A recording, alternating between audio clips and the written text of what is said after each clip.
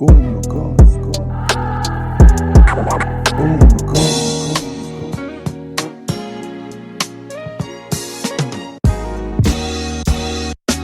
Guna fam, what's good? We're back. Yeah, match day weekend of the new season. Our Thlogi, our resident, of course, is back. This is our third season, so yeah, Guna cast, but like 100 of Arsenal.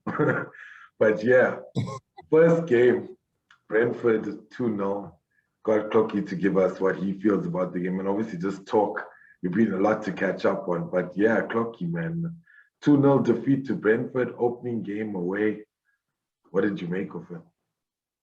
I'm at Arsenal's funeral. That's why I'm dressed in black. You're in mourning, yeah. Yeah, I'm in mourning. Look, Kish, I'm very, I don't know, man. I'm upset. You know what I mean? Rather, let me not say upset, but I'm unhappy. I think I've become a bit numb right now. I'm becoming a bit emotionless when it comes to Arsenal because it's been what? It's been close on to 18 months of being manager. We have not seen any progress. We don't know whether we're going backwards or forwards.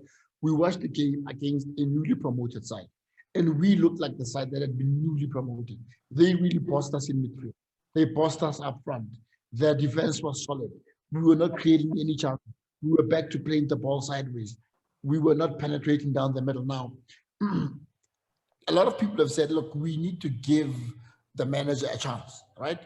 We are now what? We are now, this is his second transfer window, right? We have a couple of weeks left. And at the end of last season, the problem was the creativity in midfield, right? We've had the window open for what? For about close to a month now. I don't know how long it's. Let's say 2-3 weeks, right? And in that period, we have not addressed any midfield problems that we have. We were linked with Locatelli, even though Locatelli didn't want to come. Last season, we wanted to buy Owa, which is the reason why some people would justify and say, yeah, well, Arteta's unable to perform because the management didn't back him, didn't give him the money, therefore we couldn't get Owa, blah, blah, blah, blah, blah, right?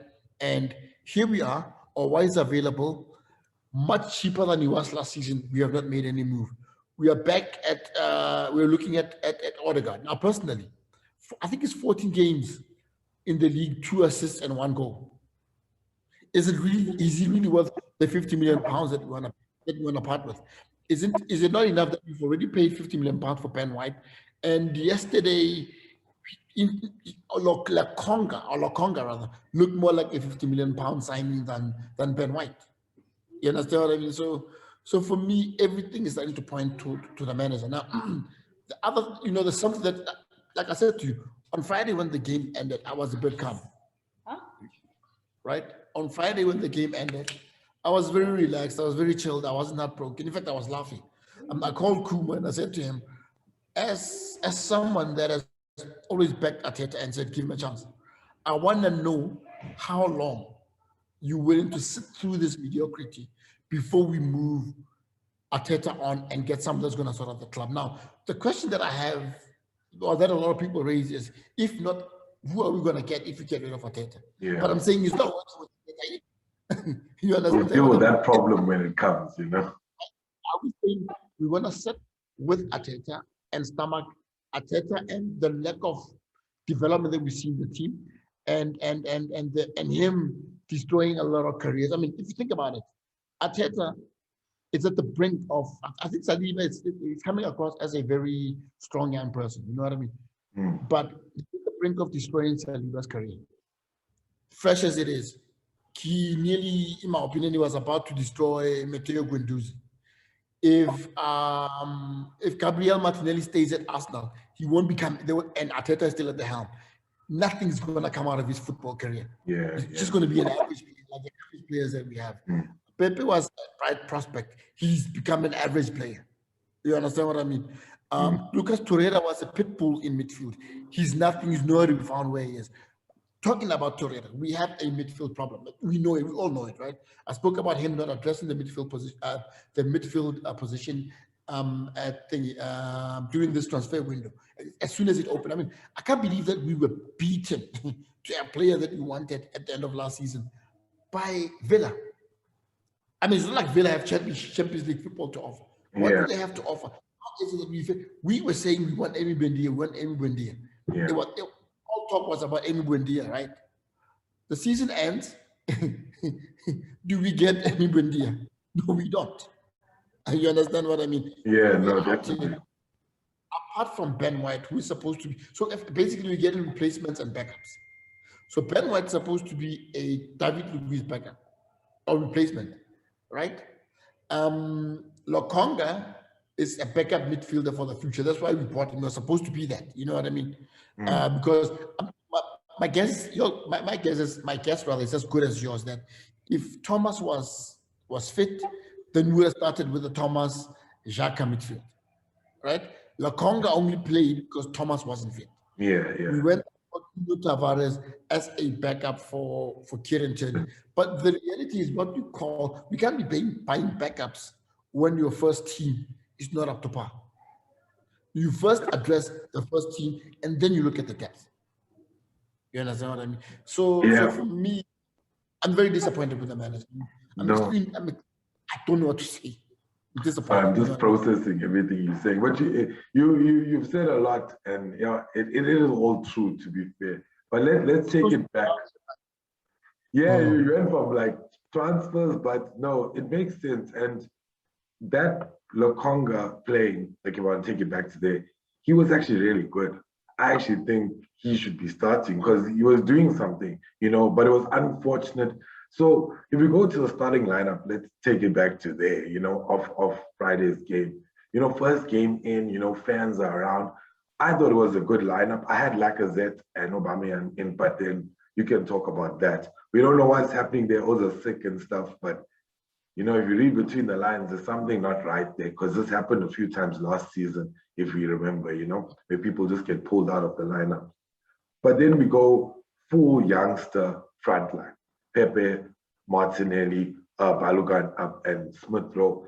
And let's talk about there, because the defense was also bad. Callum Chambers, actually all the defenders were bad. They got turned everywhere. You were talking about Ben White, even Mari, even Tierney. Tierney also got caught, but he was attacking a lot. So that kind of balances out. But it depends with the way you look at it. But let's talk about the forwards going up front.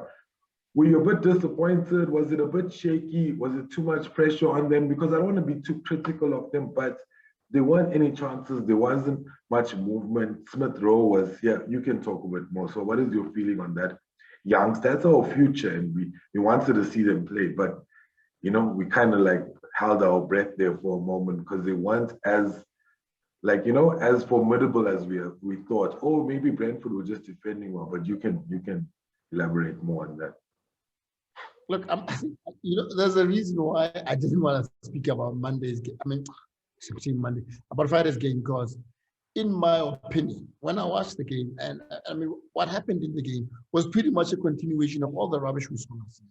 Yeah. Now, before I go into Friday's game, lineup and everything, there was a big noise about Arteta turning it around towards the end of the season. You see, a manager that turns the situation around is a manager that walks in when the club is losing, is just being employed to come and turn things around. When you create a situation where we end up languishing them near relegation and the situation changes, you're not turning anything around. You created that situation in the first place.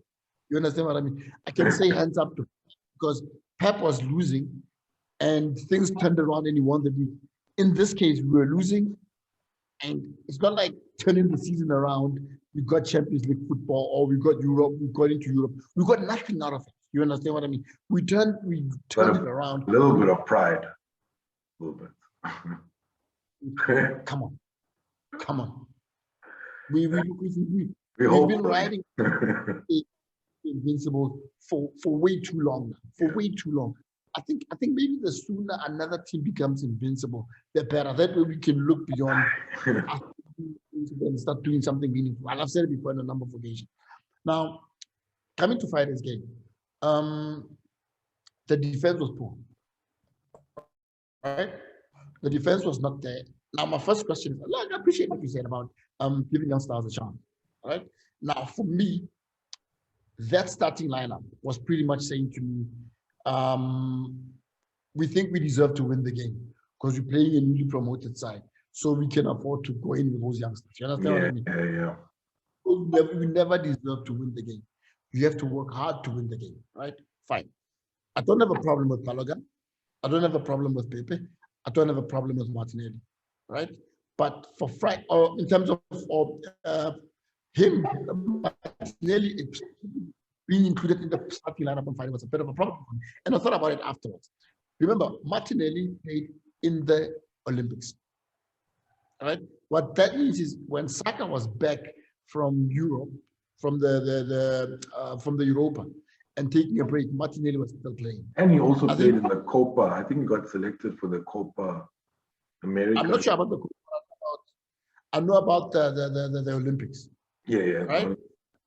You can stand to be corrected. I think he took a knock in the semis or something. Okay. And as a result, why did you not rest Martinelli and play Saka? Right? That's my first question. Now, also, we're looking at Odegaard for the creativity. But what we were doing is Xhaka was failing to assist the Conga in turning the ball over so that we can put our tech in full swing. You know what I mean? And as a result of that, you saw serious problems in us, creativity up front. And also, one tends to believe that they were back to those age-old instructions of saying, go wide and cross the ball in, because that's how we play. We never looked like we wanted to play the ball down the middle. We were always going wide. Yeah. And in going wide, what a lot of teams do when they play us is when Pepe gets the ball, how many players are typically around him? Yeah, that's the thing. He was double team, triple team the whole game. Double team, right? So when he's the kind of player that attracts players towards him, right? When two people are matching Pepe, it means one guy has to be alone and unmarked. Where is that guy? Why can you not find him? You understand what I mean? So for me, I think we can speak about the attack that we put up front, but it's a question of the supply going into that attack. Smith Rowe he had a few spells here and there, you know what I mean? And Smith Rowe is still a kid. He may be great one day, but he's not there yet. You know what I mean? Hence, we need someone with experience in that position to help with the creativity. The same way that we got someone with experience to play in the middle of the park in the name of Thomas Partey, right? So Thomas Partey is there, he's experienced, and he's an experienced campaigner, 28, 29 years old, you know what I mean? So he will make that difference. Even in the creative role, we need someone with a bit more experience. You understand what I mean? Now, it also felt like there was no control. Like nobody just held the game, like took control, like in a senior role, you know, whether it be Xhaka or whoever. It felt like Lakonga and maybe Emile Smith Rowe at times. The problem with him, I felt, is that he moves too much. So sometimes he gets caught on Pepe's side and then the ball ends up back in the center and he's still stuck on the wing. And he's the guy that has to distribute. So nobody's like making that kind of effort to, normally you want somebody with experience that will just hold it, stay in the center and just direct and make everyone run about, you know, stuff like that. And I felt nobody controlled it. And then the other thing is Brentford really defended well. Like anyone that was attacking, they doubled. Like Balogun didn't have much chances, but saying that we didn't try to unlock anything. There was a chance towards the end where Pepe, the keeper made a crazy save of Pepe. He hit, but that little play before when Saka was introduced, and I agree, between Martinelli and Balogun, I'm not sure if one of them should have started, or even Pepe, like starting, like some of them should have been subbed in. Saka should have definitely started. I'm not sure, but then we have like Willian and Willock and Nelson to deal with. So it's like, you know what I mean? Willian didn't even make the team. Oh, didn't he? Okay. Willock is, guys, Willock, in my opinion, is an average player. Right? He was average at Arsenal. He's an average player at Arsenal. He will never be anything beyond being an average player at Arsenal. Now, I could be wrong, right? He may be a great player at Newcastle. A great player at Newcastle is not necessarily a great player at Arsenal. Yeah. Now, the fact that, I was saying to someone, let's take 6, 7, 8, 9, 10 years old. 10 years ago, right? When we spoke about Arsenal, we spoke about midfield. We spoke about your Santi Cazorlas. You know what I mean? We spoke about whoever we spoke about in midfield. Can't believe that in this modern day and age, when other teams are speaking about their players, we're sitting here and we say, yeah, the options we had were Smith Rowe. If it's not Smith Rowe, then you throw in Willock. It shows you where we are as a club. It shows you where we are. This thing is a huge mess. It's a huge mess. And unfortunately, you see, I like the fact that you spoke about Obama and Lacazette's absence in the team, the starting lineup, and you said there's a bit of a vibe. I'm paraphrasing, but I think that's what you said. Now, for me, what that says to me is whenever there's a problem in the dressing area, you pick it up first with the senior players. They are the first ones to show you that there's a problem here, right? Now, in my opinion, the absence of Laka and Obama could be the first signs of a coach that has completely lost his dressing room. Yeah. You understand what I mean? And right now we are prioritizing Tammy Abraham as opposed to saying, Laka, you need to stay, we'll offer you a new contract. Because if you look at the Brentford game, and Lacazette playing in that Brentford game as the type where you know that when times are tough, and you'll find those spaces to assist Smith Rowe in his role as a creative midfield. Now, I've seen Tammy Abraham play. I don't think he can do what Lacazette can do. You understand what I mean? The possible sale of Aubameyang, or Arsenal saying they're open to selling Aubameyang, right? For me, it doesn't make sense. 12 months ago, we were saying sign that team. Right now, we're saying we're going to sell him, right? Yeah. Now, yes, he's a talisman. He's been averaging what, let's say 20 goals per season in his entire career. At Arsenal, he's the one that was carrying Arsenal and scoring most of the goals because he was getting the support, right? Now, a new coach comes in, Teta comes in, the bulk of our creativity, or the bulk of our creativity actually, including the goal scoring opportunities. So that reduces substantially, right? It reduces substantially. Aubameyang is not firing anymore. Is the problem Aubameyang or the strategy or the system that the manager is playing? You know, I've heard someone say we need a big striker. Why when he took over the team, he knew that he didn't have a big striker. So are we saying that now? I tell you, we take Arteta, we put him in as the coach, and he then goes in and my assumption would have been that when he was hired because he understood the resources that he had and how he was going to maximize those resources. Now, 2 seasons, he can't work with those resources. Therefore, we need to overhaul the team. Which one is more difficult? Look, I'm sorry, I'm not talking a lot about Friday's game. It's just that I'm really upset at what I'm seeing with Arteta. I'm really points to everything that's been the problem. Like Friday's game, and you said it earlier, is just the culmination of last season. That's what I also wanted to say. It's like, you know, I was excited, man. I even ready to do a preview show. We went, had a few drinks, came back, and I was like, yeah. And then it just started, and the whole game was just disappointing. And it was just like, you know what? It's the beginning, or like, you know, that bad patch of last season that we had, and that showed you what our issues are, where the flaws, this, and that. And the worst thing for me was, one of the things that really annoyed me was there was no game changer. We were down. We needed somebody to come on. Yeah, second half, they stepped up the intensity. There was a bit more, I would say, intent. But the intent means shots on target, maybe even challenges and stuff like that. But there was nothing. And even to bring somebody on to change a game, you're talking about Santis and all of the guys in the midfield that we could have brought on, you know, and back in the day. And today, it's like Nelson, I think he touched the ball like 3 or 4 times when he came on. And if he's supposed to come and score a goal, how is he supposed to do that? He's touching it 3 or 4 times. You know what I mean? It's like, I don't understand anymore, you know? Played a false 9 against Villarreal last season, right? The false 9 didn't work, remember? We all know how disastrous those results were, right? And we need a goal. You take out the 2 strikers that are supposed to give you a goal, and you bring, so okay, fine.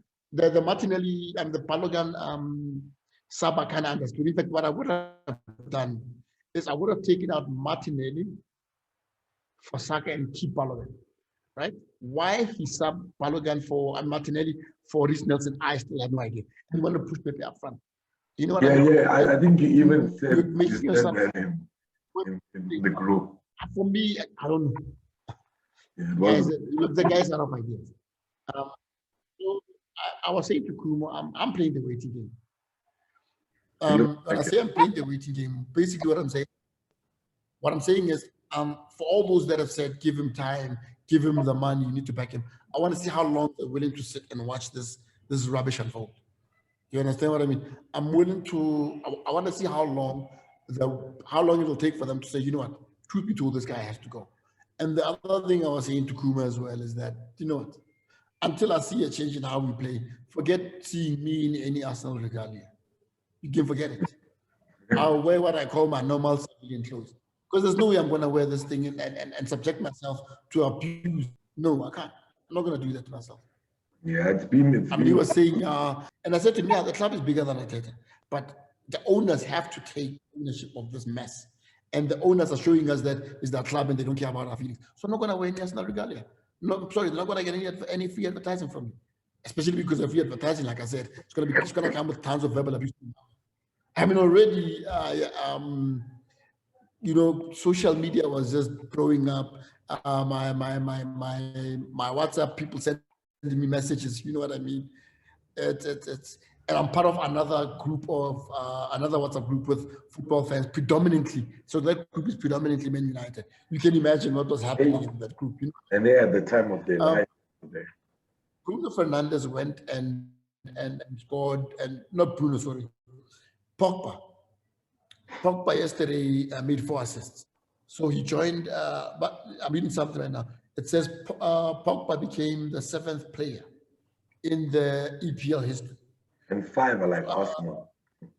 To get 4 assists or to assist 4 goals in a single game, right? Now, when you look at the names of the people that have done that. I saw the list. It's crazy, eh? 2.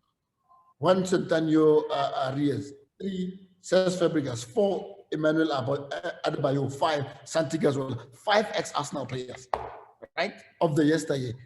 Today, we can't even afford 1 assist by 1 player. You understand what I mean? Yeah. And then again, Arteta single-handedly created a goalkeeping crisis. Single-handedly. I mean, end of last season, I know a lot of people. I was saying, look, Leno is the number 1 goalkeeper, right? However, that being said, how Leno became number 1 goalkeeper is that Czech got injured, Leno stepped up, and he became a number 1. Amy Martinez, what Arteta should have said is, I don't guarantee you the number 1 spot, right? But you need to earn it. As a result, because right now you are the informed goalkeeper, you will continue to play in the number 1 spot until you make a big cock up. When you make a big cock up, I will then move you and I will then rather replace you with Leno. But no, he single-handedly created a goalkeeping crisis at Arsenal. And the guy that he is useless. Yeah, right now he's creating a right-back crisis at Arsenal. Did you not buy Denis Suarez, not Denis Suarez, who's this other guy, man, Cedric Suarez, to come and play in that position? He bought Cedric. Then why is he playing Callum Chambers in that position? You understand what I mean? Yeah, so these things are all coming now, you know? It's all coming to the top. It's all boiling to the surface, all of these. Let's not forget, last season, I'm not saying, I know a lot of people are not fans of Kolasinac, but Kolasinac is a left back nonetheless. He takes Kolasinac, sends him out on loan. After sending him out on loan, Tierney gets injured. Now Jacques has to play in that position. He created a crisis all by himself. All by himself. He's gone and bought Nuno Tavares to step in the place of and now Kolasinac is back. Of Tierney in case Tierney is injured. Yeah, and Kolasinac is still around. What is happening? And then he played him. Do you understand what I mean? And then he played him on the right. It's a bloody crap. You know, he substituted him on the right. And then I'm like, why not start this dude on the right?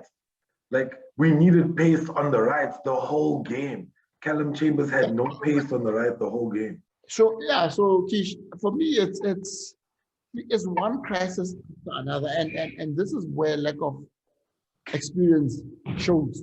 You know what I mean. This boils down to a lack of experience. And also dismantling an hierarchy that kind of made the stuff work, and try to bring in your own things. Now you can see all of these decisions are like, as I said, they're coming to the surface. But before we end on, because we can go with the negatives, is there some positives from the game? And also, there's guys coming back. Let's say Aubameyang and Lacazette make amends with Arteta and they're back. We get them back. That's something that we missed. We got Partey back, Gabriel back. I think Eddie Nketiah, does it count? But he's back if he might come back.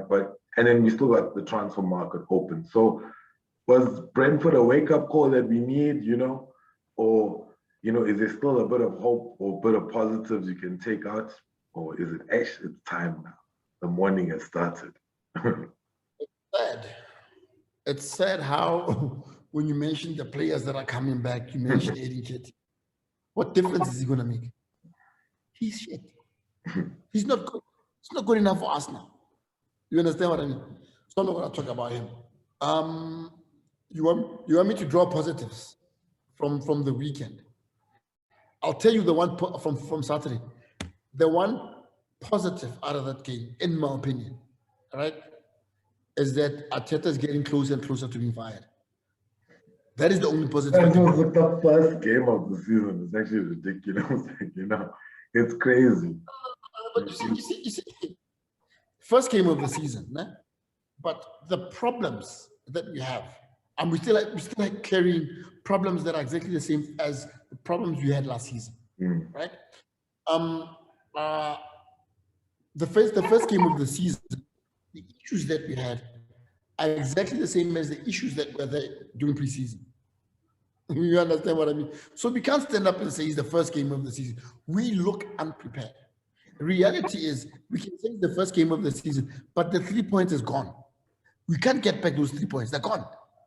They're gone. Now, next game is against the defending. It's against the holders of the European Champions League, the current cup holders. The week after that, we're playing the defending champions of the English Premier League. Do you think we're going to get any points out of that? I want your honest opinion. So you potentially looking. I doubt it. If any of those games are at home, but still, there's a guy that works at a filling station not far from my house. So I was throwing gas on Friday, and he came out and we had a conversation. And he was saying, you know what, man, when we play in Brentford, we want to win. I see us walking in there and winning 2-3-0, I said to him, I think we might lose 3-0. That's what I said to him. I said to him, I think we might lose 3-0, specifically because we think it's our right to win the game. We think we can just walk in and play however rubbish we play, and we're going to win the game because we're playing against a side that is newly promoted. And that's not how you need to approach football. You understand what I mean?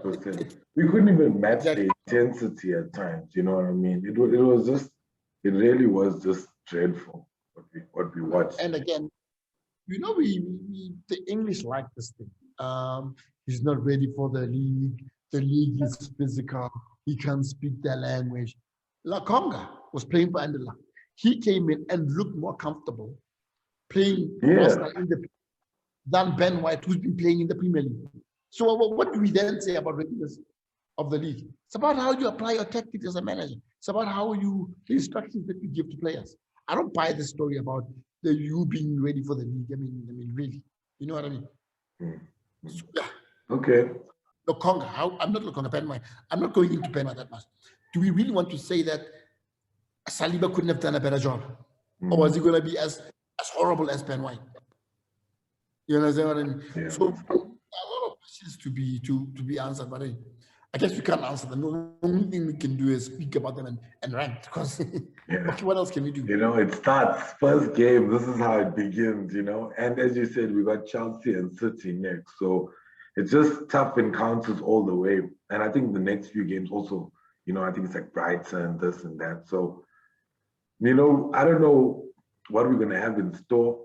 I don't know what's gonna happen because it's really looking a bit dreadful. I think if we get a few players in, maybe guys come back from injury. I don't know. Maybe it will help the cause. But as you said, like it's still the same problems, and we need to address those. I think maybe you just gotta pray Saka does something.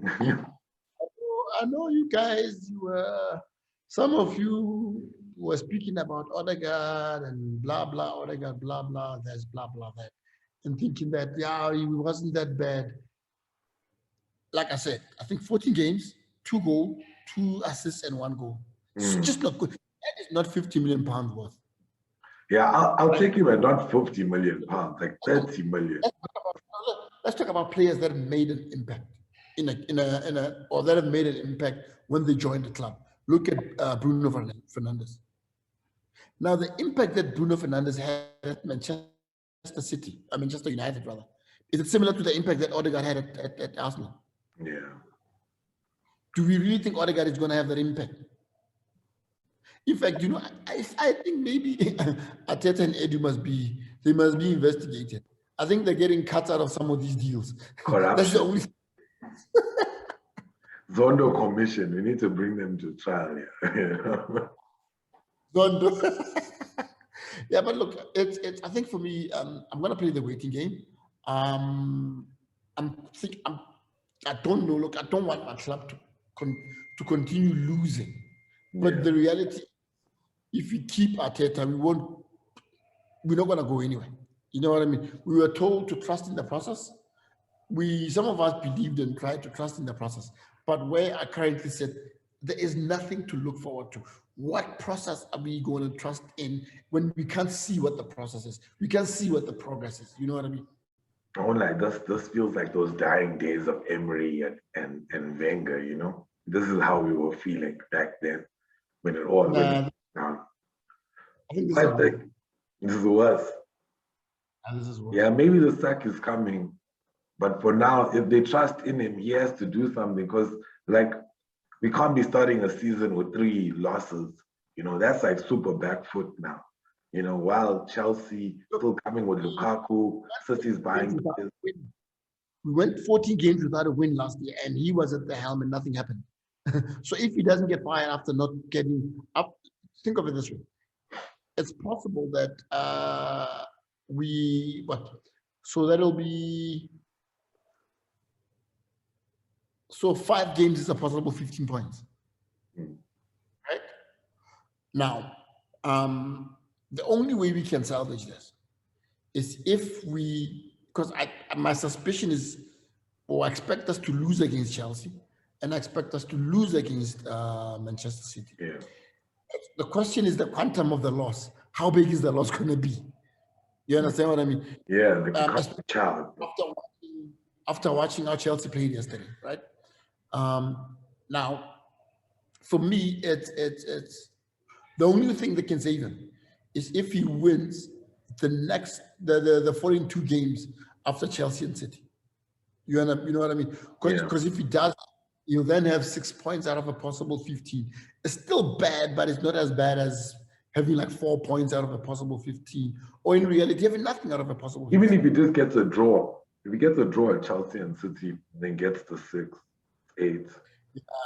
But you see, we get result for short-term gains, because him getting those draws means we get to keep him. In the long term, come into the season, you and I will be sitting here looking at it. You know what I mean? But anyway, let's hope things turns things around. I'm not convinced that we're going to buy people. I suspect that we're going to waste money on Odegaard, and he's not going to give us anything meaningful, but we'll see. Only time will tell. Yeah, just last few as we head out. Well, Vieira's back, man. Palace manager, that's pretty cool. Maybe you can touch on that. And also, you got a 3-0 baptism of fire yesterday. That is not cool. Shame, man. Not so bad.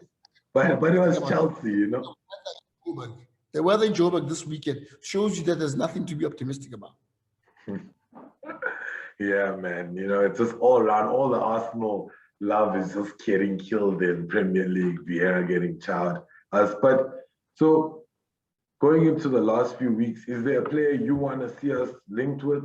I know you were talking about the players you've heard us linked with, and people you didn't agree with. But are there like maybe like I don't know 2 or 3 positions you want to fill, and who are they? Like players, or is it just like you're looking at who we're interested in and checking if it's worthy? I don't want to put any names, right? But you spoke about leadership, right? And I think that if we could strengthen the team by forget all these other positions, right? Get a backup goalkeeper, get an experienced campaigner in the creative midfield, and we are looking at something. You know what I mean? Bringing in Odegaard, we saw him. Okay, in your opinion, when you saw him play, is he a leader in the field? Not a leader, you know what I mean? I just like that he can pick a pass, you know what I mean? Like he just adds that other dynamic. But when I didn't know his stats with that, so that's a bit poor now, you know what I mean? Like 14 games, you know. The only thing is, you see, it's just, you know what, I think I'm used to this like nonsense now of getting these mediocre guys in at affordable prices and hoping that they're going to do wonders for our team. And it's worked with 1 or 2 players, you know, but right now we need the world class or a big money spent, but you know, I don't know, that or just go in for somebody that we know is just great. You know, like what they did with Pepe. They knew he was good. They knew he was whatever. Look, he didn't work out as planned, but he was a big buy because of what his capability. So do the same.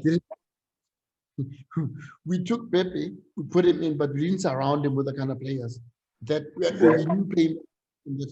And now the styles changed, you know. Remember when he was playing under Una, we were starting to see him because there was a little bit more movement, a little bit more freedom. And then Arteta came and he choked him and he made him play in a system that didn't suit him. You know what I mean? So I like what you said. Yeah, Pepe, fine. You know, he could symbolize 1 or 2 things. He could symbolize us spending money on a prospect that didn't work, but also he could symbolize us making our intentions clear, right, about what direction we want to take in football. Where I'm sitting right now, I think, like you said, we need leadership, and leadership you can only get it from an experienced player. So you can imagine, who's this guy? Partey comes back. He's healthy. He's fit. He'll play the leadership role in midfield, right? In that position, right in front of him, we have another experienced a campaigner in the form of an offensive midfielder who will then spot that pass, create the ball, be able to carry the team forward. Then we can say something. You know what I mean? We'll be looking at a substantial change in the team. But as things, we're going to go out there, we're going to buy another kid at 50 million pounds. He's going to come in. And what Arteta, I think, wants, he wants those kids because those kids don't know better. They can't say to him, but coach, here you're stuffing up. You know what I mean? They listen to rubbish. You know that you can't teach an old dog new tricks. So that because you can't teach an old dog new tricks, he's going to get new dogs in the house. You know, and I think that's what's maybe frustrating Aubameyang is that like the play is not suiting what he's used to for like 15 seasons or whatever he's been doing. You know what I mean? Like he's not able to get the chances he needs, or he has to do a lot more to get a lot more work and then like off the ball work and stuff like that. So it's like the system is also becoming a bit tiring as well because the guys can't keep up with the intensity. You can see, you know, and I don't know. Like Callum Chambers just looked like he was done. Like that, those Brentford guys tore him to shreds. Bro. I actually felt sorry for him, you know. But sad. Yeah, but we'll move on to the next one. You know, what else can we do? We got it's gonna be like it's gonna be our first few weeks of rants and then maybe 1 or 2 joyous moments. You know, if we score a good goal against City and Chelsea at least, you know. We just need a goal, man. I think that was also what was frustrating on Friday was they just wanted a goal. Yeah, we went out 2-0, it's fine. But at least go out with a goal or something. Like that Pepe chance was like so good, and why not like make that? How mediocre Arsenal is. We're playing against a side that has been newly promoted. and the football was so mediocre that you were willing to just even their goals were just like, oh my God. I'm just saying 10 years ago, I'm just saying it was unimaginable. Right now, you're talking about and saying, I would have settled for a consolation goal. Well, like 10 years ago, we would have won that game 3-2. Okay, maybe not 10 years ago, but you know what I mean? Like, we would have been down, but we would have come back at least, with something, or draw it 2-2. Something, and maybe at the last few minutes, we got a few chances, but we choked it. Maybe like, it's not too bad, So, but it was just, that's what I think, as you're saying, and I think that just sums up. It's just last season. It's a reminiscence of last season, like it's an odor of last season. Yeah, funny you should speak about how you were looking for a consolation goal and it didn't happen, and I'm talking about where we used to be as a club and where we are today. You know what I mean? And some of the things that we as fans sit and look at. It's like we've become accustomed to this mediocrity. It's like we've been trained to accept this mediocrity. You understand what I mean? It has to stop somewhere. At one point, it has to stop. It really has to. You know what I mean? And Arteta feeling the team with kids, it's not going to help us. And you see, when Brentford start playing the big boys, that's when we will really get to see how good or not good Brentford is. Yeah. You know what I mean?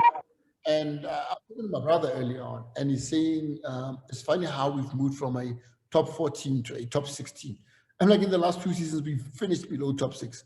What makes us think we are top 16? We're not even there. We're not even there.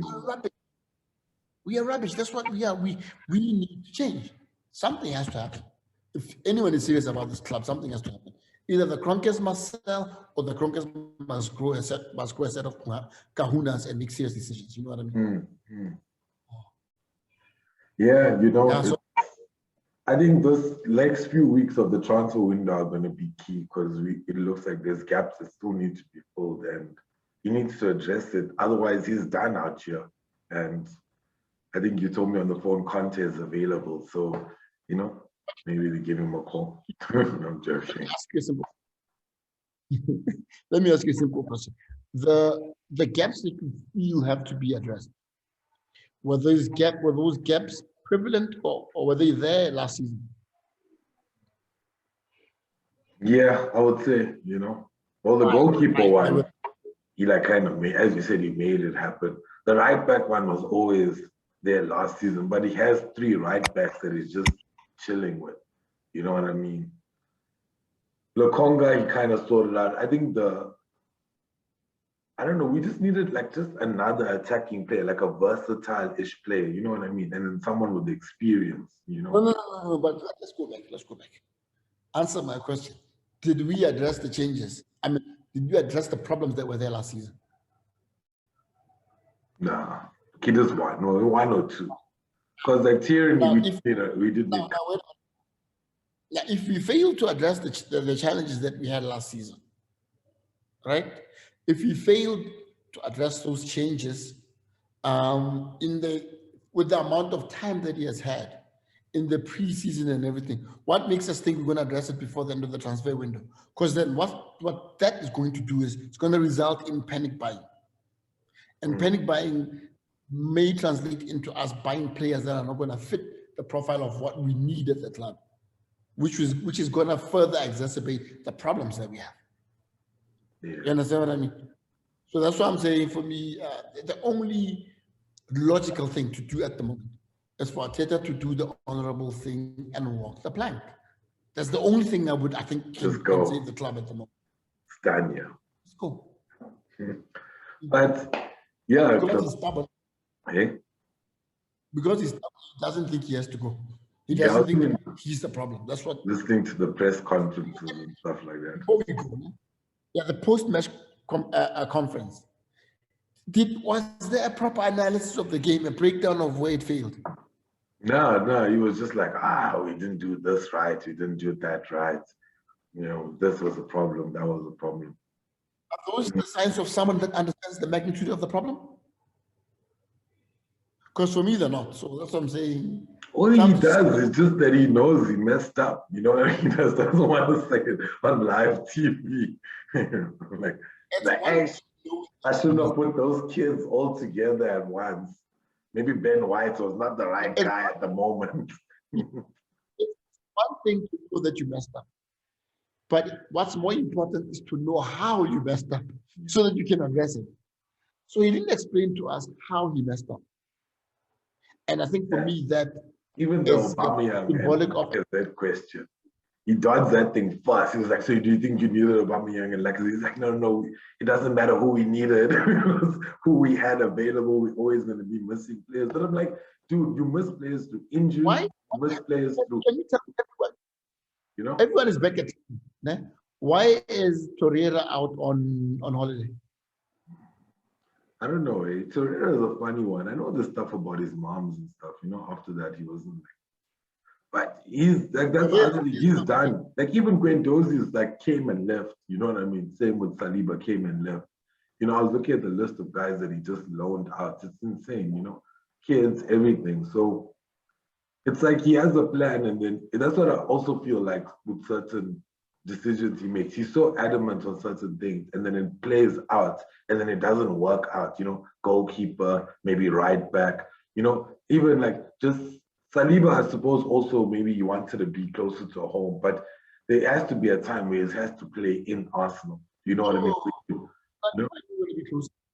Saliba wants to play for Arsenal. But if he's not going to play for Arsenal, he doesn't want to play for Newcastle. You understand what I mean? Oh, I mean, what is Newcastle in the bigger scheme of things? Yeah, he didn't want to. I think he's with Marseille now, or is it Lille or Marseille? But whoever he's with, I think, yeah, whoever he's with, he may get Champions League football. Yeah.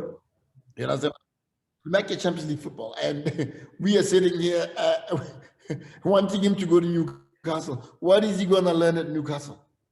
How many players have we loaned out to those teams? And they came back and they were none. And he gets to play against Messi. You know what I mean? Like, all I'm saying is, how many of our players have we loaned out to those teams, and when they came back, they were better? You understand what I mean? There's very few that we can point the finger at. We loaned out. They all improved. They all did well because they got good caliber. But when they came back to first team Arsenal, it's not the same. Like Chambers did well at Fulham, even Willock did well at Newcastle, even Smith Rowe did well getting loaned out. A few other guys, you know what I mean? But like when it came to like time to perform at Arsenal, it didn't work out the same, you know? And it is true, like now this loaning story is also not about grooming them, it's about just getting them off the books. Like, he doesn't want to see their faces like in the dressing room. It's like these guys must go and play football. And then he like leaves people like El Neni is still around, you know what I mean? People like that, you know, that what's gonna happen with these dudes. So yeah. I don't know, my guy. It's a problem. It's a big problem. It's a problem. Yeah. That's all I'm. It's been the problem, you know what I mean? About Arteta, I truly am. I truly am. I'm just hoping that the people that make decisions at Arsenal, as soon as the 2-3 games, the first 3-4 games of the season are done, will look at the world from my point of view and realize that it's time to part ways. Yeah, it's a few guys now. I've seen some stuff like he's on the chopping block. But yeah, Thlogi, you know, it's tough out here. Wait a minute. See, it's one thing for people, for us to look at tweets and journalist opinions and whatever else not from your former Arsenal players, from the journalists themselves, from the media, from the fans, and say he's on his way out. But if nothing has come out of the Arsenal management saying that or expressing the opinion about how, or expressing the opinion about the need to move him on, then there's nothing for us to really make noise about. You know what I mean? Because even when he went, I keep going back to the 14 games without a win. He went through those 14 games without a win, And look, there was talk all over the place about him being on the chopping board, but nothing happened at the end of the day. You know what I mean? So instead, he kept on saying the board is backing. I don't understand how the board is backing a lack of success.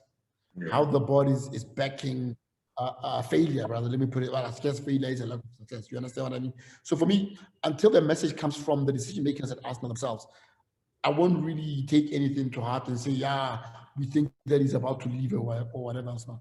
Yeah, that is true. We need like at least put some pressure, at least give us some like, like this something on you. But it's all just been like they don't really talk to us. We gotta like just deal with this stuff on our own. So yeah, it's gonna get tougher, I suppose, It's just 1 out of 38. So 37 to go. Let's hope we're sane by the end of it. But look, it's always a pleasure catching you back. Talking about that before we go. Yeah. Before we go, I think let me sit down. Let me take a step back and not be critical of Arteta. We'll speak at the end of match day 15 for Arsenal. For me, if at the end of match day 15 he has not bagged minimum 75% of the available points, then I don't know. Yeah. Then it would mean our board and decision makers really don't see what we're seeing and they're lacking substantially. You know what I mean? Yeah, no, 100%. Now it's like he bought himself enough time and now he has to deliver something, get something going, give us some reassurance because it's getting bad now. Last season we can say whatever we want to say, but now I feel it's his time to shine or he's done. Because I don't see another 8th season with what we went through towards the end of December last year, him stay. I don't see that's a possibility considering how coaches are getting sacked left, right, and center here. You know what I mean? So then, let's see. That is a good time. I had a conversation with someone saying it's not Arsenal's history, it's not in a tradition to fire coaches. I'm like, okay, Chelsea. I'm like, yeah, but in that time, Chelsea, they've been firing, chopping and changing coaches in that period. Stand to be corrected. 3 Champions League, 3 EPL trophies, 2 Champions League wins, 2 Europa League wins. What do we have? 1 FA Cup. Well, a couple of FA Cups, brother. In that time, that they did what day football is changing, and when clubs chop and change coaches to make a difference, we can see the difference. We are sitting with a consistent mess, and we want to keep that consistent mess because we're going to speak about Arsenal tradition. Yeah, like integrity and stuff like that. It's a results game. You know what I mean? Also put down a lot of money as well. There's people that lasted 1 season, couple months, I'm not saying we have to be that club. I just think that we need to put pressure on our managers to know that they have to deliver like a trophy or something, like how is Ole still at Manchester United with no trophies? It's because somehow he gets him into a position, he's not, we know all the stuff about it, but I'm just saying like there's something that he just does, maybe he gets top 4, something, So now let's speak about shareholder value. Now, there is revenue that is attached with playing in Europe. And Arteta single-handedly took away that that value because we don't have that money anymore. And we're just going to sit and not put him in a position where he has to account. I'm sorry. You failed to qualify for Europe, yet you want a big transfer window. This is supposed to be like a chill season. We got like no Europe. We're going to probably get knocked out Carabao Cup soon. You know what I mean? Like, we'll probably only focus on FA Cup. Imagine FA Cup and the league. That's all. And then your first game, you go and do this. It's tough, bro. Like, there was a plan. There should have been a plan. But you're right. The revenue got, and the other thing is revenues dropped. You know what I mean? Let alone COVID. And then you went and bought players that, as based on what we were talking about, didn't really fill the gaps that were necessary to be filled at this time. You know what I mean? There was a few, maybe Ben White was a good deal, but could we have maybe got attacking midfielder in before and then went for Ben White, because I'm sure he would have still been there. You know what I mean? Stuff like that, you I don't know. understand. We bought Saliba for 25 million pounds. Could he not make Saliba work in that position, take that 50 million and put it into... Is Saliba left or right? He's right. He's right. Look, he plays back, but he plays on the right. You see where Ben White plays. That's where Saliba plays.